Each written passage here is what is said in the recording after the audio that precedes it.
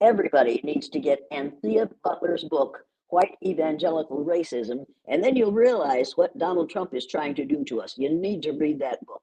It's absolutely essential that everybody read that book.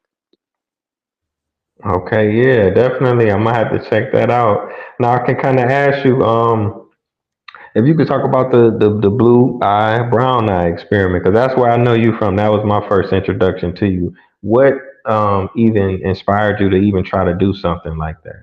Number one, it wasn't an experiment. I don't experiment with people. That's illegal and it's immoral. I don't experiment with people. I do provide experiences for them so that they'll have a lifetime experience that will help them to explain and understand what's going on. What made me do it? I get sick to my stomach when I talk about it, and I'm sorry. I'm sorry, but the day Martin Luther King Jr. was killed, he had been one of our heroes of the month in February, along with, unfortunately, George Washington, who owned slaves, Abraham Lincoln, who refused to free the slaves until it was absolutely essential that he do so. He had no choice. Daniel Boone, who was famous for taking over natives' land and killing the natives who lived on it, and a whole bunch of pale, stale males who were famous for taking over land that didn't belong to them. And Martin, we were going to learn the Sioux Indian prayer because we were studying that so-called Indian unit. We were going to learn the Sioux Indian prayer that day, which said, "Oh, great spirit, keep me from ever judging a man until I've walked a mile in his moccasins." We were supposed to learn that on Friday. On Thursday night, I went home from school with the teepee that we had made the previous year. I was going to wash it, dry it, and iron it, and we are going to put it up in my classroom the next day. And as I walked in the door, the back door, the telephone was ringing. I answered the telephone, and it was my sister. She said, "Is your television on?" I said, "No, better turn it on." Why?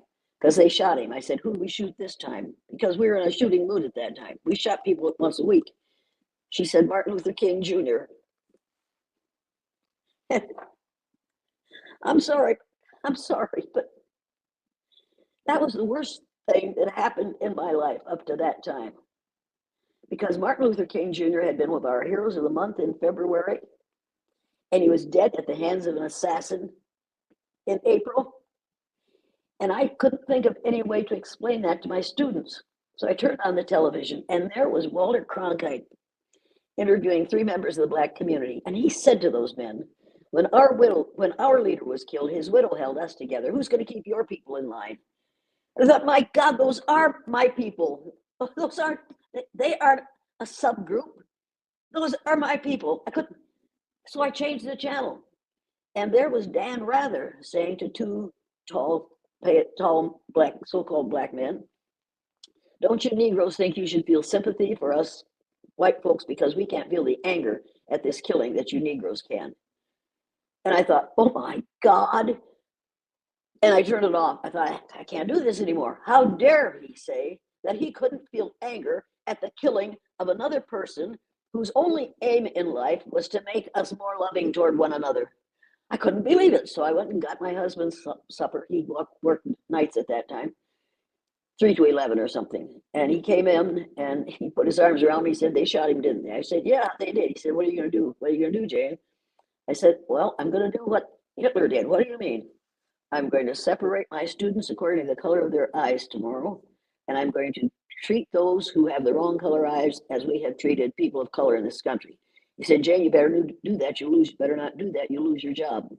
I said, "If I lose my job for doing this, I would rather teach somewhere else.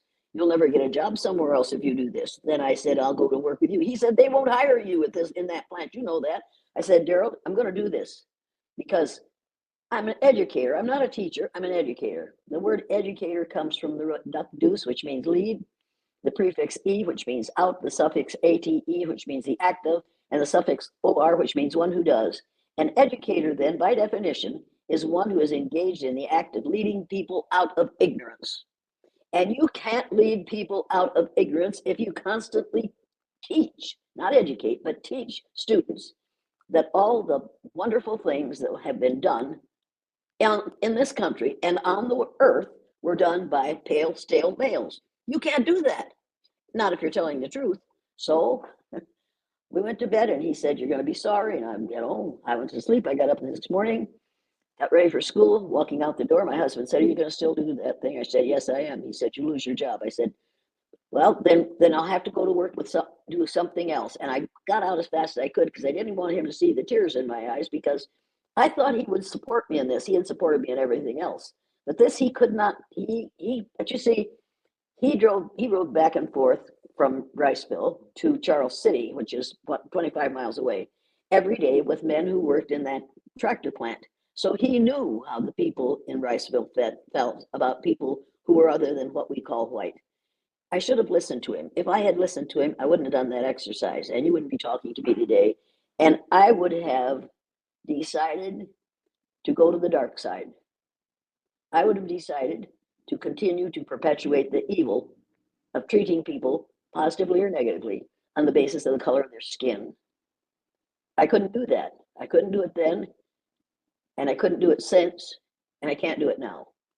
That's what I do. I separate people according to the color of their eyes, and I treat the people who have their own color eyes, which are blue, because brown-eyed people, most people of color are brown-eyed. They know how it feels. They don't need to be educated. But what they need to do is see blue-eyed people who have been telling everybody that they're superior because of the color of their skin all their lives. They need to see how they behave when they are put in a situation for just a few minutes out of their lives in which they are treated the way we treat people of color, particularly what we call black, who aren't black, but the people that we have called black all their lives, from pre-birth to post-mortem. There are still cemeteries in the United States of America where you can't bury a black body because we white folks are afraid that we don't know what they're going to do when they get down there. We fear the power of black people. We we fear it so much that we elected a man 7 years ago who said we've got to build a wall along the southern border of the United States in order to keep those brown skinned people out of here because brown skinned people reproduce too rapidly. Now, think about that. People who say there's no racism in this country anymore. And one of the people running for the presidency, a female, said this country isn't racist. She's in total denial. Somebody should tell her that denial is not just a river in Egypt. It's what white people in this country are doing on a daily basis, denying their own racism because they don't want to own it. If you own it, then you have to decide what to do about it. Anything you own, you have to take care of. And what 40% of the Republican Party in this country have decided to do is take care of it by nurturing racism. That group is nurturing racism on a daily basis. No, not a daily basis, a minute by minute basis. What's going on in this country today is pure, unadulterated racism. And we need to be aware of that, and we need to stop pretending that it's something else. It's not something else. It is the self-imposed ignorance of believing that skin color is an indication of intelligence or worth as a human being. And in order to get people convinced of that, number one, we have to convince them that there are no white people, there are no black people. Now I've made two groups angry right away because for many of us, our skin color is our identity. There are no white people, there are no black people, there are no yellow people, there are no red people. We all come in shades of brown because every one of us, our ancestors originated in a country on the continent of Africa. Originally, we were all dark skinned. And if anybody's still listening, if you trace your DNA back as far as you could, you'd find out that a portion of your DNA came from a country in Africa because we all belong to the same race, the human race. We are all members of the same race. There's only one race of people on the face of the earth, and there's only one color group, and that's shades of brown. Now, have I ruined you forever?